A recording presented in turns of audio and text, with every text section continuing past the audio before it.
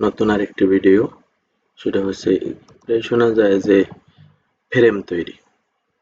আসলে আপনি কত সাইজের কাগজে প্রিন্ট দেবেন, কত স্কেলে প্রিন্ট দেবেন, এটা আগে মাথায় নিজেকে ঠিক করে নিতে হবে। তা আমরা সাধারণত A4 সাইজের কথাই চিন্তা করলাম। তো A4 সাইজের কথা যদি চিন্তা করি তাহলে প্রথমে আমরা ল্যান্ডস্কেপ হোক আর পোর্ট্রেট হোক, আমরা ল্যান্ডস্কেপ তো বুঝি, পোর্ট্রেটও বুঝি, না বুঝলে বলি।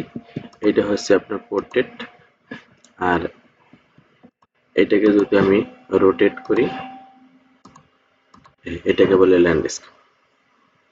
তো পোর্ট্রেট হোক আর ল্যান্ডস্কেপ হোক, আপনি দৈর্ঘ্য ধরবেন। যখন A4 সাইজের একটা কাগজের 16 ইঞ্চিতে প্রিন্ট দেব, A4 সাইজের কাগজে 16 ইঞ্চি স্কেলে প্রিন্ট দেব, যেমন 16 ইঞ্চি সমান 1 মাইলে প্রিন্ট দেব, তখন আমার একটা ফ্রেমের দৈর্ঘ্য নিতে হবে। দৈর্ঘ্য নিচে কত 3520। আচ্ছা, প্রস্থ নিচে কত 2466 ফিট, কিন্তু 2466 ফিট। দৈর্ঘ্য নিচে আবার বলতেছি 3520। এটা ফ্রেম নিলাম। এখন এই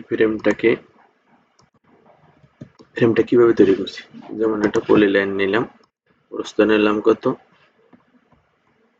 2466 ফিট, এন্টার। এদিকে নিলাম 3520 ফিট, এন্টার।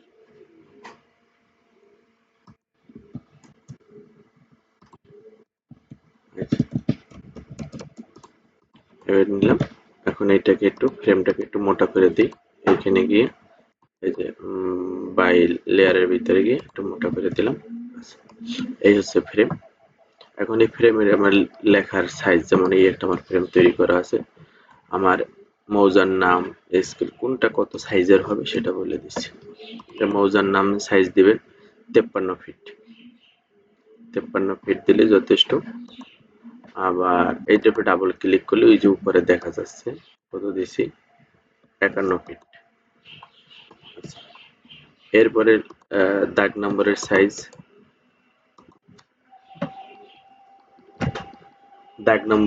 কত দিছি 12 ফিট দিছি। এই যে 12 ফিট দেখা যাচ্ছে, এই যে 12 ফিট, এই যে লেখার সাইজ দিলাম 12 ফিট। এটা আপনাকে ডিফল্ট হিসাবে দিতেই হবে, আপনার তাহলে প্রিন্টে ভালো আসবে না।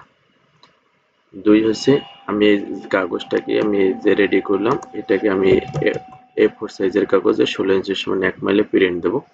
তাহলে হচ্ছে কন্ট্রোল পি, কিবোর্ড দিয়ে কন্ট্রোল পি, আর এইখানে যদি ফাইলে যান, ফাইলে যে এই যে প্লটে ক্লিক করলাম, এই নেম এর এইখানে যে প্রিভিউ প্লট ক্লিক করলাম। এইখানে আপনার প্রিন্টারের নামও দিতে পারেন, না দিলে আপনি যদি পিডিএফ করতে চান তখন মাইক্রো প্রিন্ট টু পিডিএফ দিবেন। অনেকগুলো পিডিএফ অপশন আছে, কিন্তু তারপরে এটা দিতে হবে, কারণ তা নাহলে রেজুলেশন প্লাস লেখাগুলো ফেটে ফেটে যাবে, ভালো বোঝা যাবে না। আপনি পিডিএফ করতে চাইলে মাইক্রো প্রিন্ট টু পিডিএফ করবেন, আর যদি সরাসরি প্রিন্ট দিতে চান তাহলে এই প্রিন্টারের নাম দেবেন।